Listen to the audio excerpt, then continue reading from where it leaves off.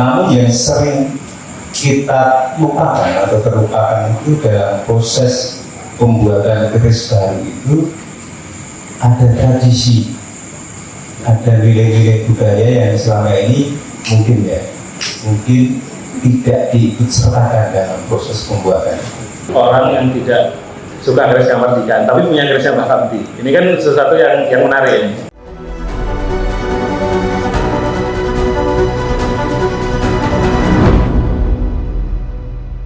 Assalamualaikum warahmatullahi wabarakatuh. Selamat malam Bapak Ibu sekalian, salam budaya. Izinkan saya Dian Widianarko, kalau di sosial media biasa dikenal dengan Dunia Dian.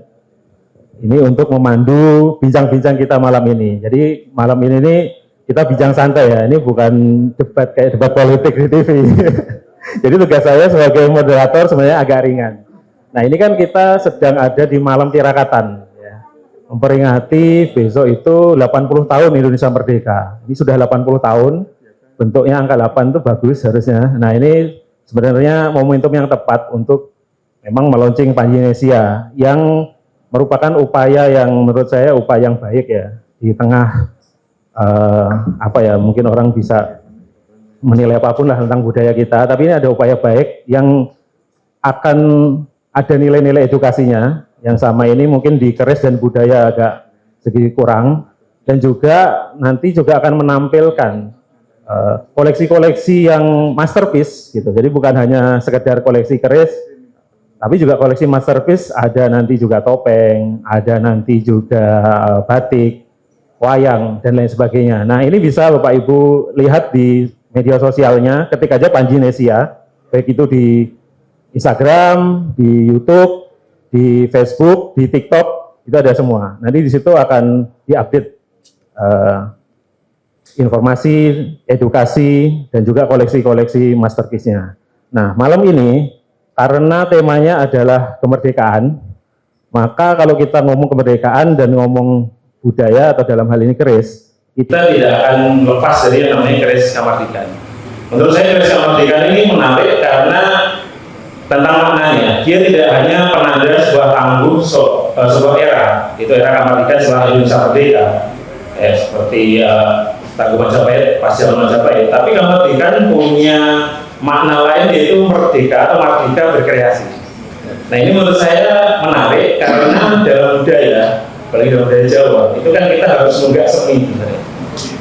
Nunggak semi itu bagus, bahkan orang luar pun seperti Isaac Newton, itu dia selalu mengatakan bahwa saya bisa hebat seperti ini bukan karena saya hebat sendiri, tetapi karena saya berdiri di pundak para raksasa. Maksudnya adalah ilmuwan-ilmuwan sebelumnya. Saya kira dalam budaya juga demikian, tidak ada budayawan, tidak ada seniman, tidak ada pelaku budaya yang hebat sendiri, tetapi pasti meneruskan tradisi-tradisi yang sudah ada. Nah, kebetulan malam ini narasumber-narasumber kita juga mewakili itu, gitu. Dari zamannya ada Mas Beni Mantoro, ini semua sudah kenal, senior keris, orator, dan kebetulan sesuai dengan temanya kali ini adalah muridnya Mbah Kamti. Ada juga Mas Agung Pras, seorang kolektor senior, sepuh di Berkesan juga, dan beliau juga mengoleksi keris Mbah Kamti. Lalu ada Ampu Itan, satu-satunya ampu formal yang perempuan kali ini. Tadi saya tanya belum ada lagi, yang lulus banyak, tapi yang masih istiqomah seperti beliau belum ada gitu. Nah kemudian kenapa pilihannya adalah Mbah Kamti? Karena beliau adalah maestro keris Kamardikan yang paling tidak itu sudah, kalau di bahasa Islam itu jumhur ya, sudah diakui gitu oleh berbagai kalangan. Mungkin umum Kamardikan banyak, tapi yang diakui maestro salah satunya adalah beliau gitu. Dan beliau nanti banyak nih ya, kalau saya melihat juga beliau itu nunggak semi, jadi membuat kreasi Kamardikan tapi tetap nunggak semi dari style atau karya-karya Luna. Untuk tahu lebih dalam soal Mbah Kamti dan keris Kamardikan, kita akan tanya ke narasumber. Tapi sebelum ke Mbah Kamti, saya akan tanya dulu soal keris Kamardikan ini menurut perspektif para narasumber ini. Kan kita tahu dulu Mas Beni, kita dari Mas Beni dulu. Kan kita tahu dulu keris Kamardikan itu kan sangat dimarginalkan ya, bahkan disebut kamar depan segala macam. Bahkan saking malunya orang dengan keris Kamardikan dibanding keris lama.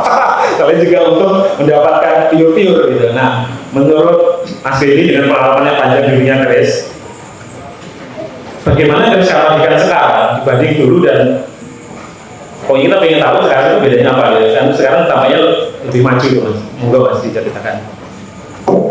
Sebetulnya saya ucapkan berani selamat itu kali atau kawan-kawan kalau berada di sana dan kasih ya toh gini Mas ya. Jadi menurut saya sepanjang ini kenapa keris-keris baru itu dulu selalu dimaksimalkan begini, kalau di dunia perkerisan itu memang ada konotasi yang namanya busoko. Jadi busoko itu selalu berkonotasi sesuatu yang tua, yang berumur, yang mempunyai makna, mempunyai arti. Nah, ketika keris-keris baru muncul,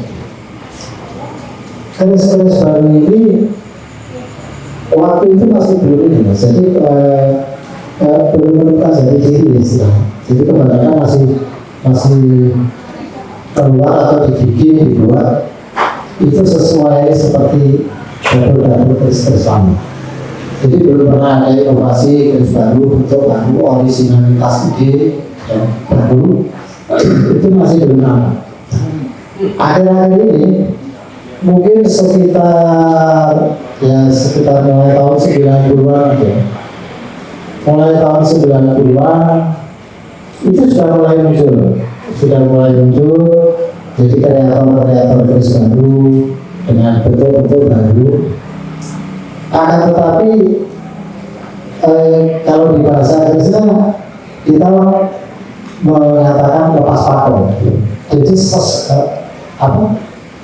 asal buat tidak mengikuti kaidah. Dan mereka ya sebetulnya bisa diterima keinginan untuk tampil sebagai produk baru, produk budaya baru dengan originalitas yang baru. Tapi rupanya itu masih belum bisa diterima oleh masyarakat perkerisan khususnya. Mungkin begitu Mas ya. Ke Mas Agung mungkin. Ke Mas Agung. Ya, Mas. Kalau dilihat dari sudut pandang pecinta seni, ya sebenarnya seringkali kita itu tidak membedakan apakah keris itu keris baru atau keris lama. Yang penting dia bagus dan menyenangkan, keren, ada setrumnya pasti senang. Kalau dari sisi kolektor mungkin kalau kualitasnya itu sesuai dengan harganya pasti ada. Tapi memang menarik ketika kita membandingkan antara keris lama dan keris baru ya. Karena sebenarnya sama pentingnya penciptaan keris baru itu sama pentingnya dengan pelestarian dari keris yang sudah lama yang sudah ada. Namun yang sering kita lupakan atau terlupakan itu dalam proses pembuatan keris baru itu ada tradisi, ada nilai-nilai budaya yang selama ini mungkin tidak diikut sertakan dalam proses pembuatan. Nah ini juga yang kemudian secara ekonomis juga nilainya akan berbeda antara keris yang tadi dibilang sekedar membuat keris atau keris yang memang dibuat dengan sungguh-sungguh dengan metode yang pada zaman dulu, dengan metode-metode lama tentu nilainya pun secara ekonomi juga akan berbeda. Kalau saya begitu Mas Rian. Terima kasih Mas Agung. Nah, salah satu yang seperti bilang Mas Agung tadi itu saya setuju. Jadi sebenarnya dalam pelestarian budaya itu yang lama dirawat, yang baru dibuat.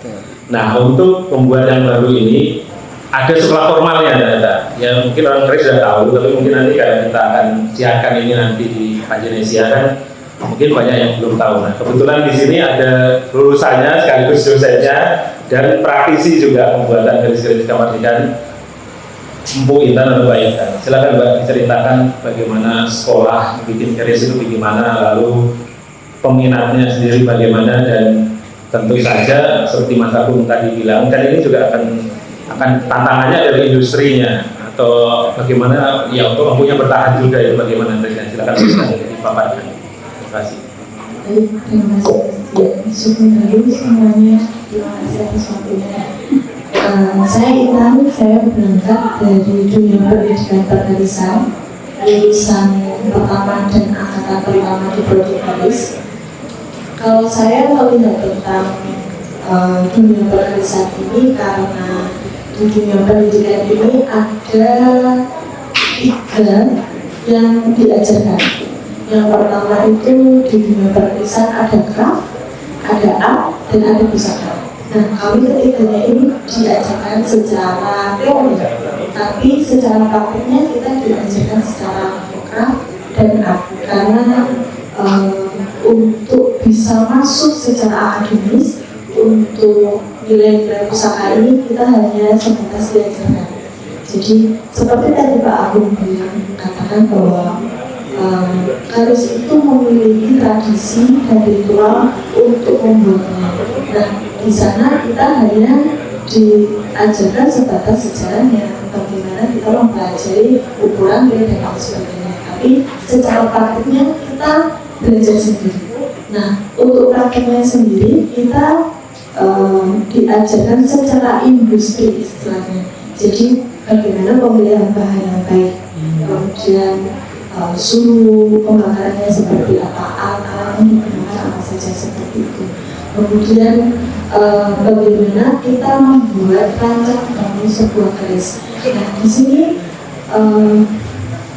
PR terbesar sebagai pengajar adalah ketika kita mengajarkan kepada anak-anak, bagaimana kita masih memberikan nilai-nilai pakem, nilai-nilai tradisi yang ada di struktur bangun itu. Karena kita melihat di buku-buku dapur itu, kita melihat lewat visualnya. Tapi ketika kita mempraktekkan, kita membuat itu banyak sekali rintangan atau istilahnya harus hati-hati agar nilai-nilai pakem ini masih ada di garis yang baru dibuat.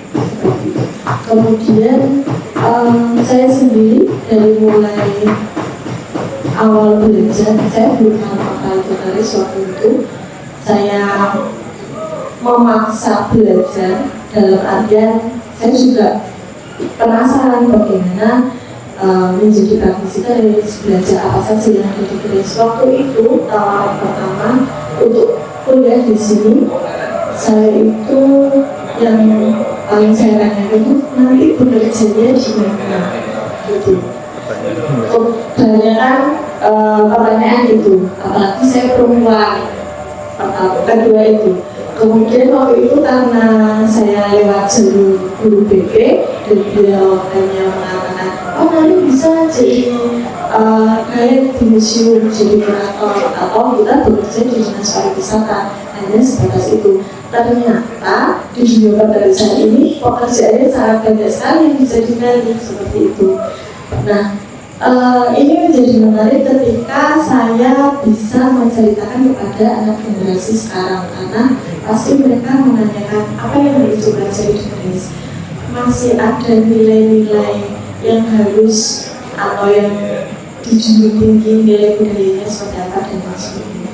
Terlebih ada di sini nggak diperhati garis. Kebanyakan masih takut untuk menggaris dan lain sebagainya. Sebelum nanti kita elaborasi soal garis samatika, market dan sebagainya, saya ingin bertanya ke Mas Beni. Sebenarnya Mbah Kamdi ini atau Musuh Kamdi bedanya dengan empu Kamardikan yang lain seperti apa? Nah, tapi sebelum itu, Mas Beni tolong menceritakan soal Mbah Kamdi. Yang mungkin pemirsa kita juga ada yang belum mengenal beliau. Silakan Mas Beni. Ini begini.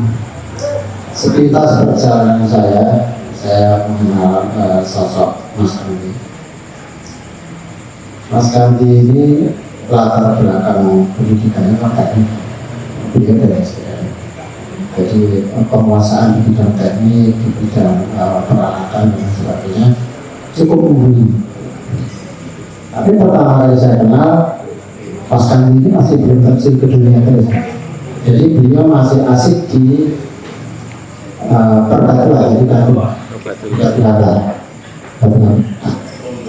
Di situ saya melihat kejelian beliau dari sebuah batu, kemudian beliau melihat, merancang, kemudian bisa dimunculkan menjadi batu yang bernama. Itu kan memerlukan ya, gimana ya? Skill yang luar biasa, Kemudian harus ada penguasaan pengolahan material tadi sekali. Itu sosok Mas Kandi yang saya lihat pertama kali. Kemudian saya berangkat ini, saya dulu juga ini Mas, jadi sinau keris, tapi sinaunya itu sinau wadu kan. Jadi ya film-film enggak gitu. Jadi saya tidak pernah berpikir mengenai bahwa oh ini keris itu ternyata ada estetika, ternyata ada rancang bangun, masih nol dulu. Itu masih belum jauh. Itu kemudian saya banyak sekali bergaul dengan Mas Kandi, dan Mas Kandi mulai sedikit demi sedikit mengajarkan ke saya, karena beliau tinggal dengan saya tinggal itu relatif dekat. Jadi waktu pertemuan kita itu bisa dikatakan sering intens. Mungkin kalau malam beliau tidak mampir ke rumah ngobrol-ngobrol soal keris, soal itu. Nah, kalau mengenai murid sesungguhnya Mas, sebetulnya saya itu cuma murid ikut-ikutan. Jadi cuma kalau yang murid sesungguhnya itu ada almarhum Mbak Kitsin Mas Tiongo, terus ada juga Rawani Kris Tante. Kalau mereka ini betul-betul murid dalam arti kata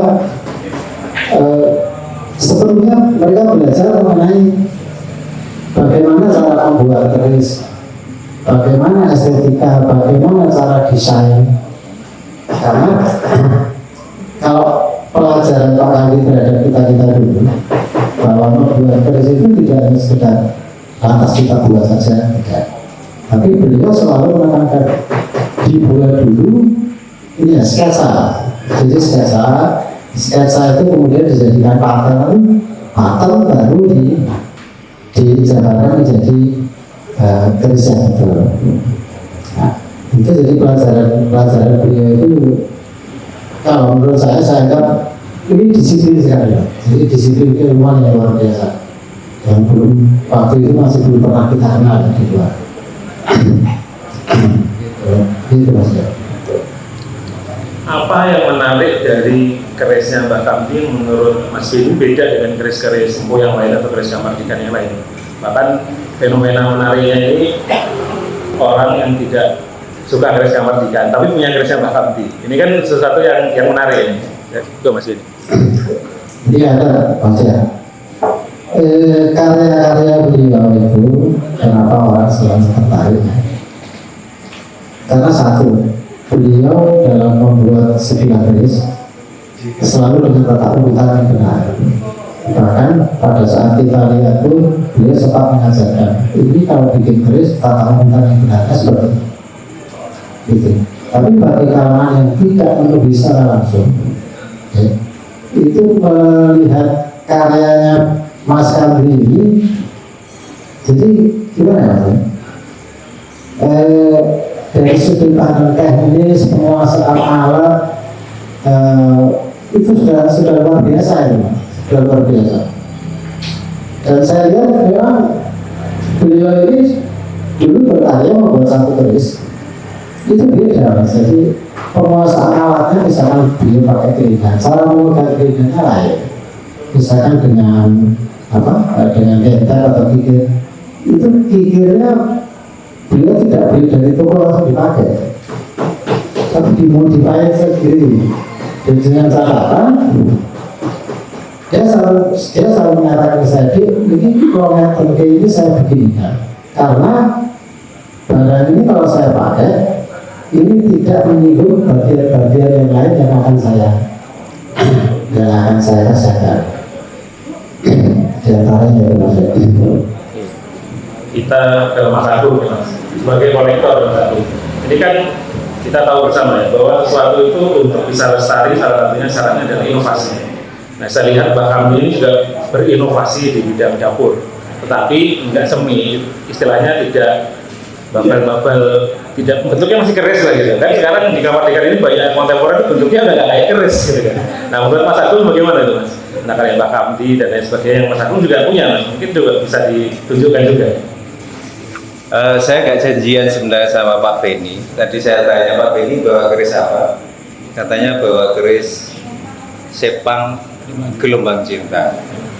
Dan saya bawa Sepang yang klasiknya maksudnya. Yang klasiknya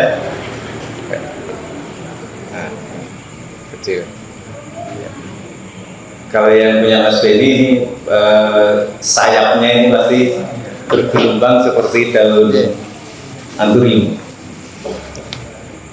Jadi gini Mas ya, saya itu merasa sangat bersyukur juga menjadi bagian atau menjadi orang yang sempat ketemu, sempat kenal dengan Mas Kamdi. Meskipun saya nggak se-intent Mas Beni ya. Kalau Mas Beni memanggilnya Mas Kamdi, kalau saya Mbak, artinya juga jaraknya lumayan jauh gitu sih. Tapi pada satu kesempatan saya soal ke tempat beliau itu cukup intens untuk melihat saya ditunjukin yang tadi Mas Beni bilang itu sketsa-sketsa yang beliau buat itu ditunjukin. Dan sebagai penikmat seni saya langsung terpikir bahwa bahkan ini membuat sesuatu itu tidak asal, artinya sangat terkonsep. Konsepnya jelas. Makanya kita juga bisa lihat di dalam karya-karyanya pun juga bagus, dalam materialnya juga bagus, dari sudut material juga bagus, dari sudut rasa juga enak, biasanya juga dapat luas. Meskipun beberapa karyanya kan memang lain dari yang sudah ada, itu tetap luas. Dan beliau juga sempat bilang kalau disebut pakem dalam konteks atau pemahaman beliau seperti apa itu juga beliau sampaikan waktu itu. Kalau nggak salah Pak Beni nanti kalau koreksi, beliau itu bilang sepanjang keris yang aneh-aneh itu bisa masuk warangka keris normal itu pakem. Ini menarik ini, pertama kali saya dengar juga ya, mungkin beberapa teman juga. Karena itu ini ya, batasannya ya, ketika membuat keris yang kontemporer itu tadi Mas Agung. Oke. Tapi sebenarnya bukan hanya itunya ya Mas, kalau kita lihat ya memang karena beliau ini membuat sesuatu itu terkonsep, maka kita bisa melihat dari material itu beda, dari garam itu beda, dan kemudian di level berikutnya muncul karakter beliau di setiap karyanya itu. Oh ini jadi kita bisa mengenali itu ada tangan beliau di karya ini. Oh ini tituan, karena sekarang kita lihat juga saat ini sudah mulai banyak juga teman-teman pembuat keris yang meniru karya beliau. Nah mungkin dan ada beberapa yang saya sangat surprise sampai menyentuh ke kalau orang Bali bilang itu bertaksu, metaksu gitu ya. Dan ini sangat jarang lah ya kita bisa temui di keris-keris baru, di keris-keris modern sangat jarang. Gitu Mas, iya. Terima kasih Mas Agung.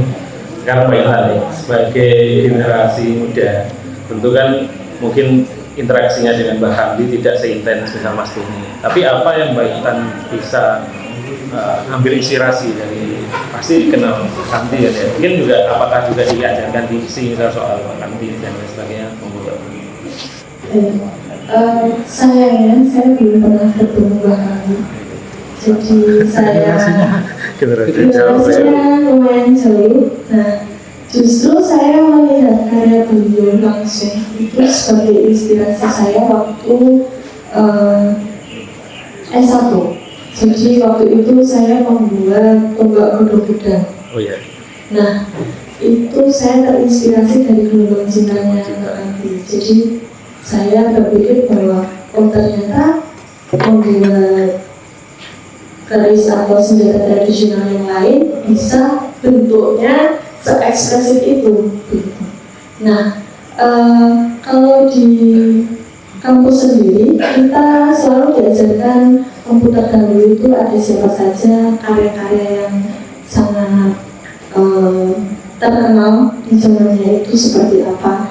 Namun kan kita kurangnya literasi tentang karya aslinya itu sangat minim sekali. Nah, kebetulan saya juga pernah melihat karyanya Mbak Kambi sendiri, sangat terpukau, auranya juga ada, karakternya dapat sekali, dan keunikan di setiap karya-karya beliau itu terpancar.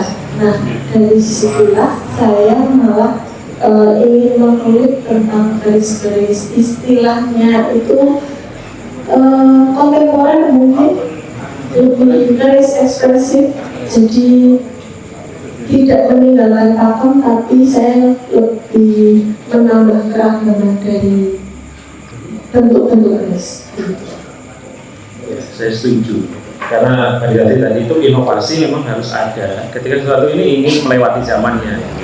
Tetapi sekarang justru keris Mbah Kambi ini banyak yang muterani, tapi sama gitu. Gelombang cinta muncul di mana-mana, 17 muncul di mana-mana. Nah, Mas Benny, apakah Mas Benny bisa menceritakan atau tahu dulu sejarah dibuatnya gelombang cinta dan 17 yang sangat ini ya, sangat terkenal? Fotonya itu ada Pak Jimmy loh, yang foto itu kan dari fotonya Pak Jimmy itu jadi bahan puteran oleh. Jadi sekarang malah kadang-kadang bagi yang muda yang mungkin tidak intens mengetahui karya Mbah Kambi jadi suka terkecoh antara karya aslinya dengan yang aspal. Gitu. Monggo Pak Benny.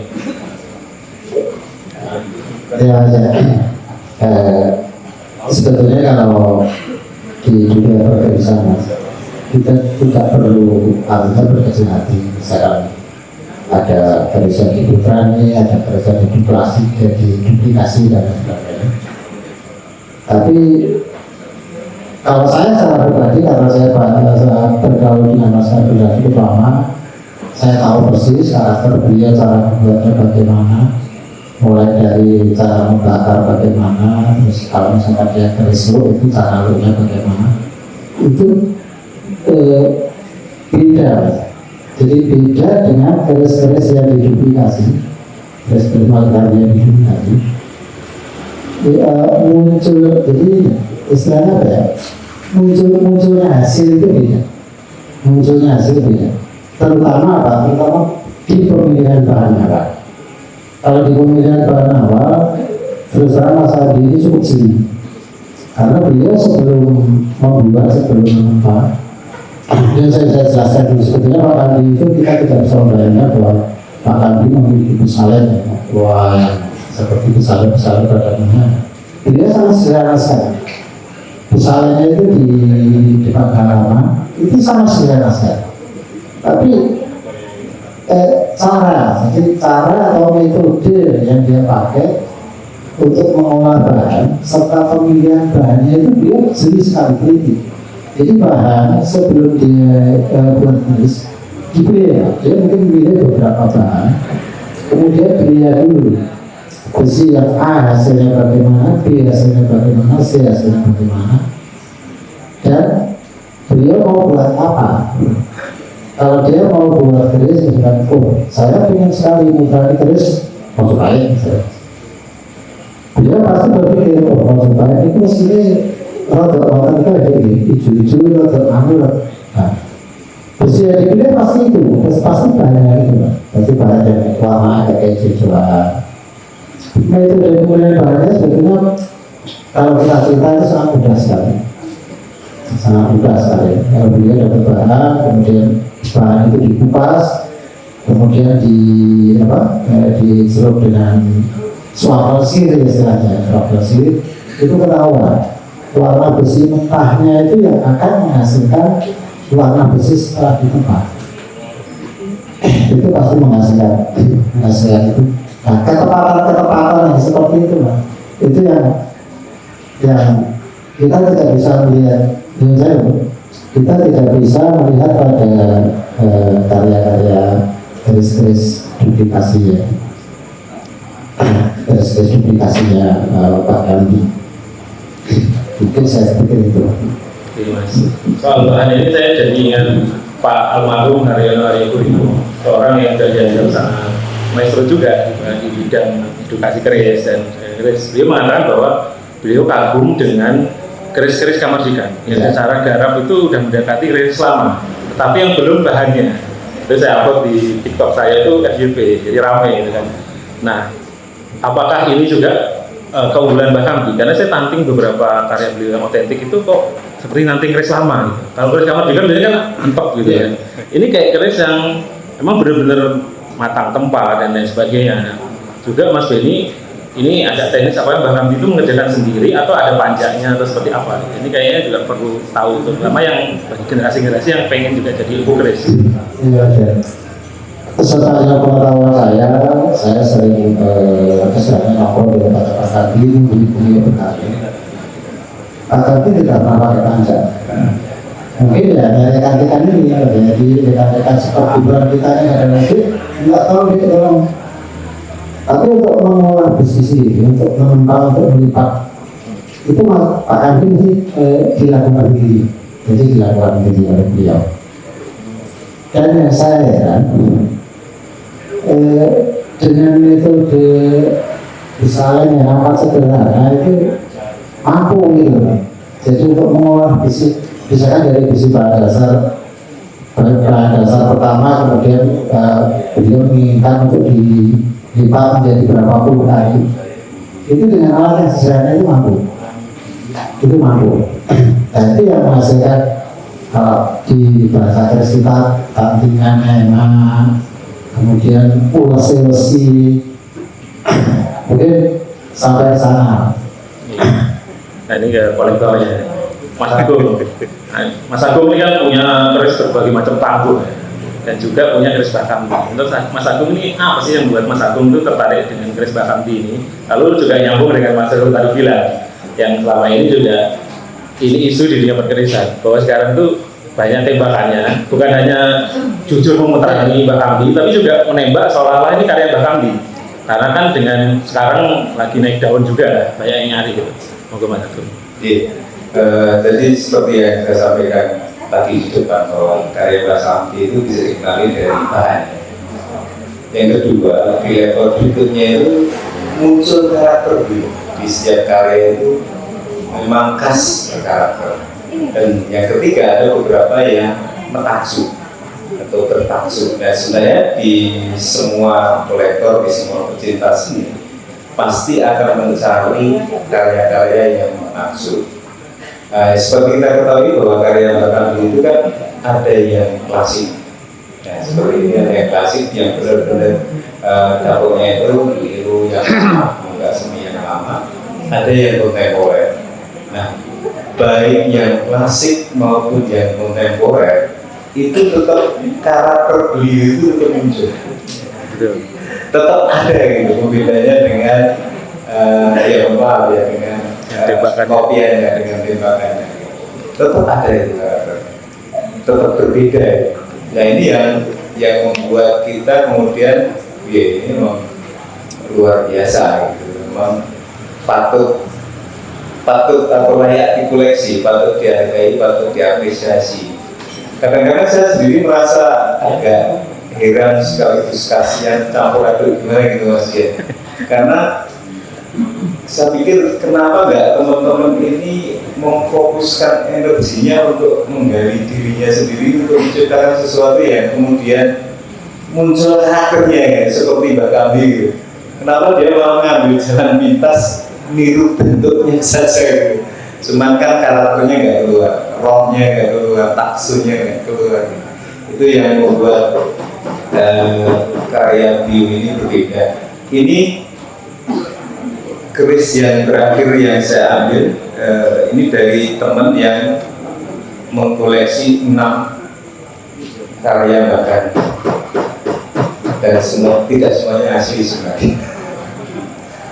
Dan ini salah satu yang asli yang saya Jadi memang kadang-kadang kasihan juga buat para teman tercinta yang memang ingin memiliki karya beliau yang ternyata dalamnya kopi ya. Saya ke Mbak Intan, karena beliau ini yang akan dan teman-teman yang akan melanjutkan untuk membuat keris Kamardika itu. Nah, kalau di ekosistem Mbak Intan itu apakah banyak orang yang cenderung pengen hanya mutrani karya-karya dahulu, membuat yang tadi itu craft atau art dibanding menciptakan sesuatu yang masterpiece?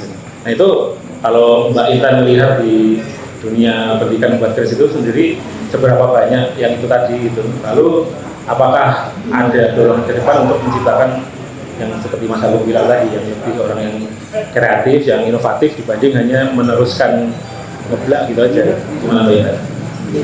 Jadi di sini ada dua perspektif.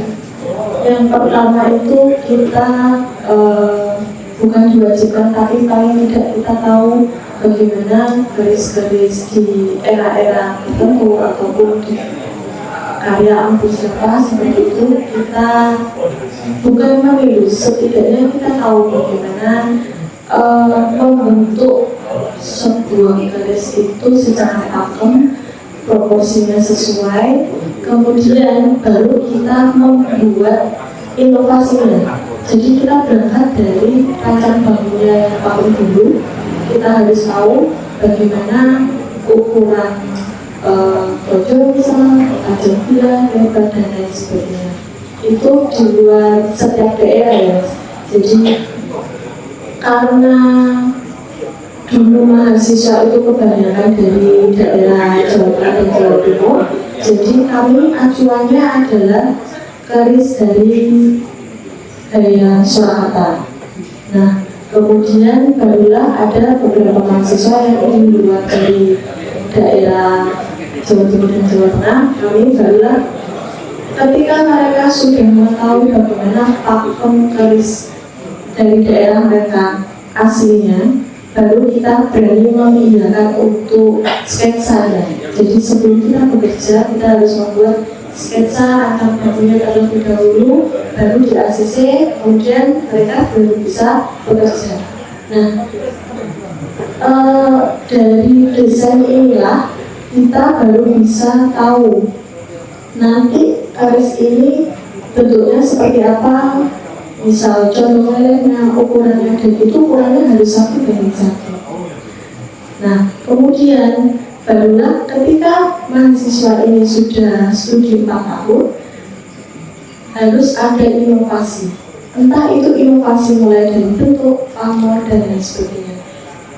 Dan kita ada batasan-batasan untuk membentuk sebuah karya. Batasannya adalah kita benar yang dibilang Pak Agung tadi, bahwa sebuah keris itu selagi dia bisa masuk pada waraka itu masih dianggap pakem, seperti itu. Jadi misal kita membuat bilanya dulu, baru ternyata warangkanya tidak bisa masuk dan kita harus custom, nah itu yang jadi pertanyaan, pakemnya di mana, seperti itu. Jadi kita benar-benar harus tahu bagaimana rancang bangun sebuah keris, harus tahu ukurannya, perspektifnya seperti apa. Saya setuju. Kalau di seni lukis, misalkan orang itu diajarkan misal kuliah kan realis dulu, tahu anatomi dulu, bidahaya segala macam, baru bikin abstrak. Banyak orang juga kan langsung melukis abstrak ya, hasilnya nggak karu-karuan gitu, dibanding misal lukisan apa yang terkenal gitu. Nah, kalau kita mengubah Kambi ini, salah satu yang menurut saya inovatif di zamannya itu adalah sertifikat ala Kambi. Jadi dia nulis di tangan, lalu ada cap jempolnya gitu. Nanti Mas Benny saya minta untuk menceritakan soal ini. Itu bermula di mana? Kadang kan di Grenjeng ya, nggak salah itu. Lalu kemudian kan ini muncul banyak sertifikat aspal juga. Selalu kalau itu dipakai sebagai legitimasi, misal kayak Mas Tung tadi bilang, ketika kerisnya meragukan, sertifikat itu kemudian menjadi justifikasi, padahal ternyata aspal juga. Nanti juga ke Mbak Intan saya akan nanya bagaimana di dunia akademis memandang sertifikat, mulai dari Mas Benny dulu soal sertifikat. Iya. Sebenarnya gini Mas ya, sepanjang sepengetahuan saya, Mas Andi itu tidak pernah mengeluarkan sertifikat. Jadi artinya beliau ini seperti suka-suka hati. Jadi seseorang yang kadang-kadang datang pesan keris kepada beliau, kemudian si pemesan ini mengatakan, Mas, Bu, saya dulu ini dibuatkan oleh-oleh, sudah dibuatkan oleh-oleh bahwa ini betul-betul karya penjenengan. Mungkin dengan alasan ABCD dan lain sebagainya, untuk cucunya biar untuk sampai ke keturunan.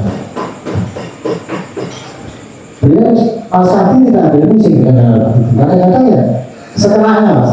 Ada bungkus rokok, diambil bungkus rokok, disopek, ya ditulis di situ. Nah pakai ini aja. Jadi tidak pernah ada yang namanya waktu beliau masih sugeng itu beliau membuat sertifikat yang resmi, kemudian yang kiri saya enggak. Beliau selalu membuatnya seperti itu. Tanda tangan saja kadang-kadang beliau itu nggak selesai. Dia lebih mengutamakan, daripada di tanda tangan itu bisa dipalsu, tapi kalau cap jempol saya nggak ada yang bisa palsu. Itu hebatnya dia di sana. Itu maksudnya. Jadi kalau misalkan sekarang muncul Mas, ada entah itu aplikasi, entah itu apa ya, membunuh saja, itu kita tidak jadikan masalah. Tapi yang jelas pemahaman terhadap karya, terhadap bendanya itu yang lebih harus diutamakan. Jadi kalau kita melihat betul-betul keris Mas Andi mulai dari proses misalkan keris lo, ya dia buat keris lo karena besar yang beliau itu sangat tinggi. Beliau itu biasanya bikin lo bukan di besar, bukan di perada, tapi dia terkelas. Jadi saya itu bisa saya punya kenalan karena dulu saya juga suka di motor tua ya. Saya punya langganan tukang las, masih anak muda, SDN. Nah, saya cerita ke beliau, Mas, ini ada anak muda tapi jago nih. Dia kelas jago, ini jago, dia untuk nekok plat jago. Gimana? Kalau itu yang dipakai Mas Andi itu. Dari hal-hal seperti itu bisa dicermati lah. Karya beliau yang itu biasanya di batas lo itu pasti ada besi yang berbeda. Jadi semacam kayak belangkai Jawa, belangkai buah-buah. Itu karena proses pemanasan dan beliau tidak mau begitu jadi seperti itu kemudian di cleansing total, di support total dia nggak bisa. Ya, biar begitu aja, begitu saja lamanya. Karena orang pasti bisa melihat bahwa metode saya membuat seperti itu. Jadi ciri khas. Iya, jadi ciri khas. Nah Mas Beni, ini kan kalau bicara keris kadang-kadang ada bicara cerita-cerita yang seru-seru lah gitu. Saya dengar kalau diceritakan di forum-forum itu katanya Pak Kambing ciptakan peksi di Woto itu diimpeni segala macam itu. Apakah itu benar atau itu hanya cerita-cerita yang beredar saja? Kalau ada beberapa karya beliau, Mas, itu memang betul. Jadi diilhami sesuatu ya. Karena ada putrinya, mohon maaf. Mas Kambing almarhum itu beliau itu kan senang dengan hal yang sifatnya spiritual. Di samping beliau berkarya keris, beliau itu berpersoalan spiritual maju sekali. Nah, itu kadang-kadang beliau itu selalu punya firasat.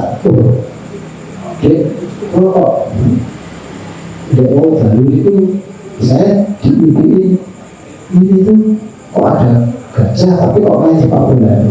Kok akan saya bikin kerisnya nonton itu jadi.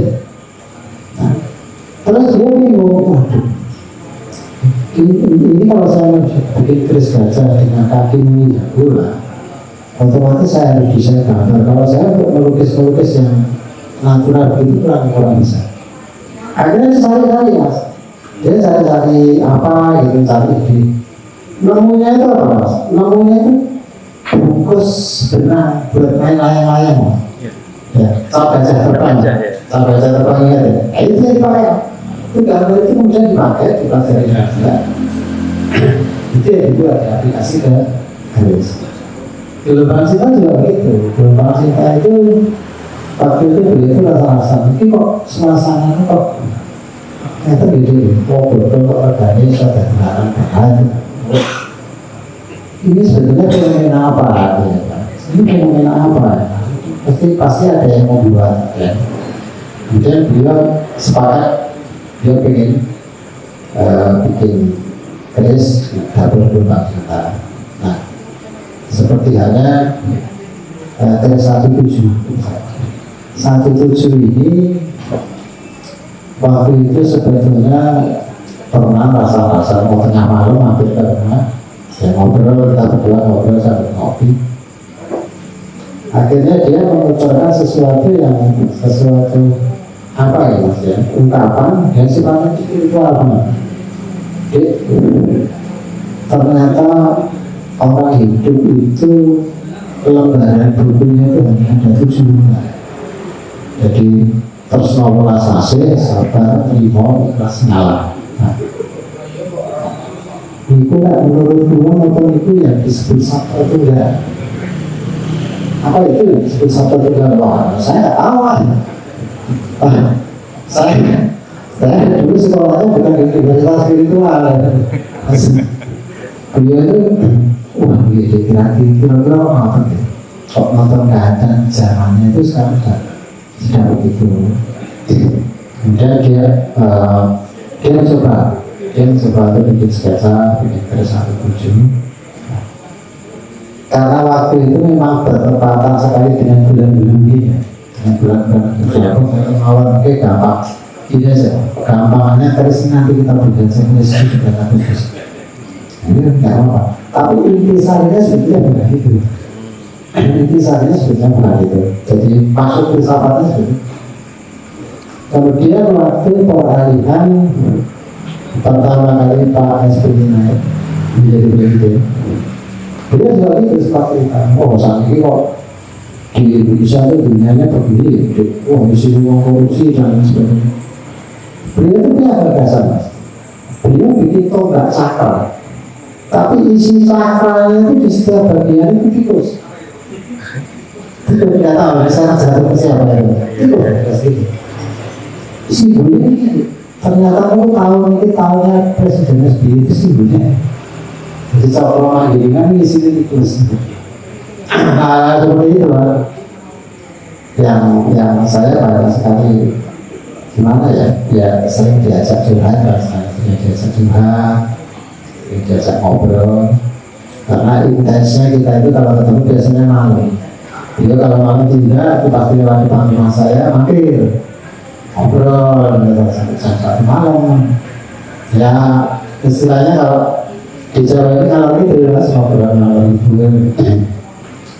Ya dari hal-hal yang seperti itu banyak sekali muncul di kreatifnya, originalitinya Mas Kamdi.